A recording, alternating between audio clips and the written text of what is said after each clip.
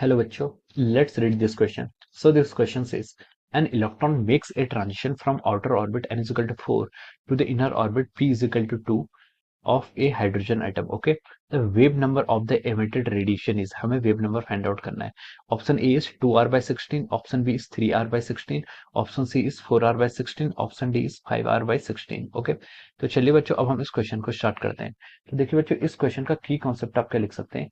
The key concept of this question इस question में हमें क्या फाइंड आउट करना है, वेव नंबर फाइंड आउट करना है. तो हम लिख सकते हैं कि wave number is the key concept of this question. इस क्वेश्चन का की कॉन्सेप्ट क्या आपका वेव नंबर. अब देखिए बच्चों बच्चों वेव नंबर आपका होता क्या है. अगर आपका इनवर्स वेवलेंथ का इनवर्स होता है उसे हम क्या बोलते हैं, वेव नंबर.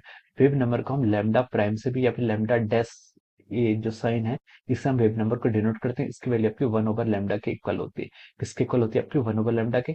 इसे टर्म को हम क्या बोलते हैं, आपका वेव नंबर बोलते हैं. ओके, अब देखिए वेव नंबर का जो फॉर्मूला होता है, हमें पता है कि 1/लैम्डा, हमें वेवलेंथ फाइंड आउट करनी होती है. तो 1/लैम्डा is equal to R into 1/एन एफ का स्क्वायर माइनस ऑफ 1/एन आई का स्क्वायर. ये क्या आपका, अगर आपका क्या करता है इलेक्ट्रॉन इनिशियल स्टेट से फाइनल स्टेट या से पे आपका ट्रांजिशन करता है, तो उनके ट्रांजिशन में जो आपकी एनर्जी का डिफरेंस आता है, वो एनर्जी का डिफरेंस मैंने यहाँ पर डायरेक्ट लिख लिया है. 1/लैम्डा equal to R into 1 divide by N F का square minus 1 divide by N I का स्क्वायर. ओके, ये आपका डिफरेंस इन एनर्जी होता है. ओके, तो हम इसको यहाँ पर से देखें, हम इस तरीके से ये जो पूरी टर्म आई है इसको हम क्या बोलते हैं, देखिए वेवलेंथ का इनवर्स या फिर वेव नंबर. और क्वेश्चन में हमें क्लियरली बोला गया कि वेव नंबर हमें इमिटेड रेडिएशन का फाइंड आउट करना है. ओके, तो चलिए अब हम इस पर क्या करते हैं, अपनी वैल्यूज को पुट करते हैं. ओके, अब देखिए वेव नंबर यानी कि हमें लैम्डा डैश फाइंड आउट करना है, जिसकी वैल्यू आपके 1/लैम्डा की इक्वल होती है आर इंटू 1/एन एफ. तो उसने बोला है कि transition from outer orbit N is equal to 4 पे क्या है, यानी कि ये आपका क्या है, सॉरी, यहाँ से हम बोल सकते हैं कि आप इन इनिशियल क्या है, इनिशियल देखिए आपका 4 से क्या है, तो हम एन इनिशियल की वैल्यू यहाँ पर 4 लिख सकते हैं.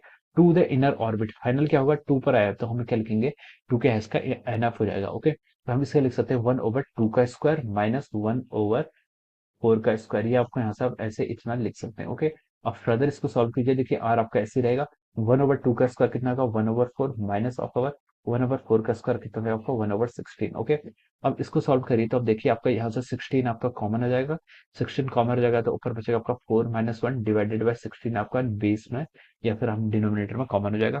तो यहाँ से ये आ गया आपका 3r/16. ये आपकी कितनी आ गई, 3r/16 वैल्यू आ गई किसकी, वेव नंबर की. वेव नंबर क्या है आपकी, लैम्डा डैश. तो लैम्डा डैश की वैल्यू यहाँ से कितनी आ गई आपकी 3r/16. This is the value of our wave number, या आपकी वेव नंबर की वैल्यू आ गई. ओके, तो देखिए ये आपका किस ऑप्शन से मैच कर रहा है, it is matching with the option B. आपका देखिए ऑप्शन बी से क्या कर रहा है, मैच कर रहा है. तो we can say that option B क्या हो जाएगा, इसके करस्पॉन्डिंग आपका राइट आंसर हो जाएगा. Okay, option B will be the right answer corresponding to this question. Okay, so I hope you all understood this concept. All the best and thank you so much.